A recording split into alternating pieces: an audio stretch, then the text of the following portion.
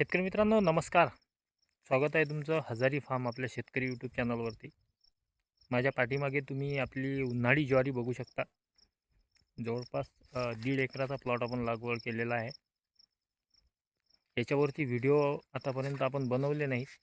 काही कारणास्तव आतापर्यंत व्हिडिओ आपल्याला बनवता आले नाहीत. पण आज आपण या ज्वारीमधील एक उत्कृष्ट जी हाताने होणारी जी अशी एक गोष्ट आहे, ज्यामुळे आपल्या उत्पादनात जवळपास 20 ते 30% फरक पडू शकतो निश्चितपणे. ती आपण आज या व्हिडिओच्या माध्यमातून पाहणार आहोत. तरी तरी व्हिडिओ शेवटपर्यंत नक्की बघा आणि चॅनलवर जर नवीन असाल तर चॅनलला सबस्क्राईब नक्की करून घ्या.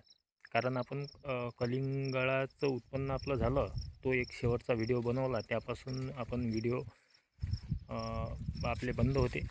आता आपण पुन्हा एकदा चालू करणार आहोत. आता याच्यावरती फवारण्या वगैरे कोणत्या घेतल्या, काय घेतल्या, ती वेळ आता निघून गेलेली आहे. त्यामुळे जर तुमची ज्वारी एक 3 ते 3.5 फूटपर्यंत उंचीला असेल तर तिला एक गोष्ट ही नक्की करा. त्यामुळे ज्वारीच्या बुंद्यामध्ये आणि बुंद्यापाठोपाठच कणसामध्ये भरपूर प्रमाणात फरक पडतो. त्यामुळे बुंदा अतिशय चांगल्या प्रमाणे जाड होतो आणि ज्वारीचं कणीससुद्धा चांगल्या प्रकारे निपजतं. तर ती गोष्ट कोणती, तर चला व्हिडिओच्या माध्यमातून पाहू. तर शेतकरी मित्रांनो, ती गोष्ट अशी की आपण जेव्हा शेवटची डवरणी आपल्या ज्वारी पिकासाठी करतो, त्यावेळेला आपल्याला डवऱ्याला दोरी बांधून एक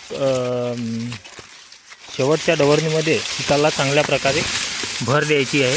ती मी तुम्हाला व्हिडिओच्या माध्यमातून दाखवतो. अशा प्रकारे म्हणजे मातीची भर आपल्याला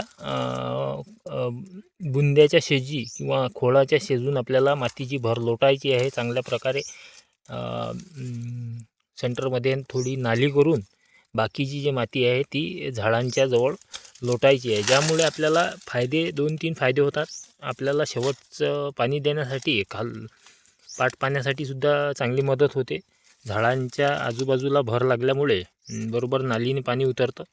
आणि दुसरी महत्त्वाची गोष्ट जी आपल्याला उत्पादनात फरक पाडते ती म्हणजे बुंद्याच्या जवळ माती लोटल्यामुळे जो झाडाचा स्टेम आपण म्हणू शकतो, बुंदा जो आहे तो चांगल्या प्रकारे जाड होतो. आता तुम्ही बघू शकता एवढी दाट लागवड असूनसुद्धा चांगल्या प्रकारे बुंद्यामध्ये फरक पडलेला आहे. आणि उन्हाळ्यामध्ये अतिशय जास्त पाणी लागत असल्यामुळे स्प्रिंकलरचे पाणी शक्य होत नाही. कारण झाडाची हाईट असल्यामुळे सर्व ठिकाणी पाणी हे पोचू शकत नाही. त्यासाठी आपण जवळपास शेवटची डवरणी झाल्यानंतर शक्यतोवर पाट पाणी जर दिले किंवा ड्रीप जर असेल तर अतिशय योग्य. पण ड्रीप जर तुमच्याजवळ नसेल, आता माझ्याजवळ ड्रीप नाही आहे, त्यामुळे ड्रीप जर नसेल तर खालून जे पाट पाणी आपण ज्याला म्हणतो ते जर दिले तर अतिशय उत्तम प्रकारे ज्वारीच्या उत्पादनात आपल्याला फरक दिसून येतो. तर या प्रकारे अशा प्रकारे जर बुंद्याला भर लावली किंवा ज्वारीच्या पिकामध्ये मातीची भर लावण्याचं जर आपण शेवटच्या डवरणीच्या वेळेस जर हा प्रयोग जर केला तर निश्चितपणे आपल्याला उत्पादनात फरक पडतो. बुंदा तर वाढतोच, पण बुंद्यापाठोपाठ आपल्याला ज्वारीच्या कणसामध्ये सुद्धा फरक याप्रमाणे दिसून येतो. आपले ज्वारी तुम्ही बघू शकता अतिशय दाट लागवड असूनसुद्धा कणसे ही चांगल्या प्रकारे निपजलेली आहेत आणि मोठ्या आकाराची कणसे आपल्याला पाहायला मिळतात. आणि बुंदासुद्धा अतिशय योग्य आहे. आणि क्वालिटी तुम्ही बघू शकता पूर्णपणे खालपर्यंत हिरवीगार क्वालिटी आपल्याला पाहायला मिळते. हे फक्त पाट पाण्यामुळे आणि मातीची भर लावल्यामुळे हे शक्य झालेलं आहे. तर अशा प्रकारे मित्रांनो, आपल्याला या गोष्टीपासून अशा प्रकारे फायदे होतात. जर हे आपण काम केलं तर निश्चितपणे आपल्या उत्पन्नात फरक नक्की पडेल. व्हिडिओ शेवटपर्यंत पाहिला त्यासाठी मनापासून धन्यवाद. आणि अशाच प्रकारचे व्हिडिओ जर आपल्याला पाहायचे असतील तर चॅनलला सबस्क्राईब नक्की करून घ्या. कारण आपण कलिंगडामध्ये सुद्धा अतिशय चांगल्या प्रकारे उत्पन्न घेतलेलं आहे. तुम्ही जर तो व्हिडिओ बघितला नसेल तर जवळपास 2 एकरामध्ये 8.25 लाखाचं या वर्षामध्ये कलिंगडाचं उत्पन्न आपण घेतलेलं आहे.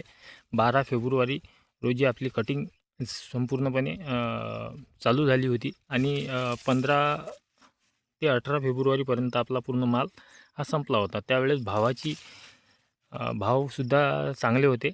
त्यामुळे चांगल्या प्रकारे पैसे आपले झालेले आहेत. आणि त्याच्यासाठी सुद्धा मी एक सेपरेट व्हिडिओ बनवणार आहे की कलिंगडाचे भाव जे आहेत ते पडण्यामागचं कारण कोणतं आहे, यासाठी आपण एक सेपरेट व्हिडिओ बनवू. तर त्यासाठी चॅनलला जोडून राहा. आणि कलिंगडामध्ये सुद्धा आपण एक दुसऱ्या पिकांची लागवड केलेली आहे. त्याचासुद्धा उद्या किंवा परवा आपला व्हिडिओ येणार आहेत. आता इथून आपले व्हिडिओ सुरूच राहणार आहेत. तर व्हिडिओ शेवटपर्यंत पाहिला त्यासाठी मनापासून धन्यवाद. जय जवान जय किसान.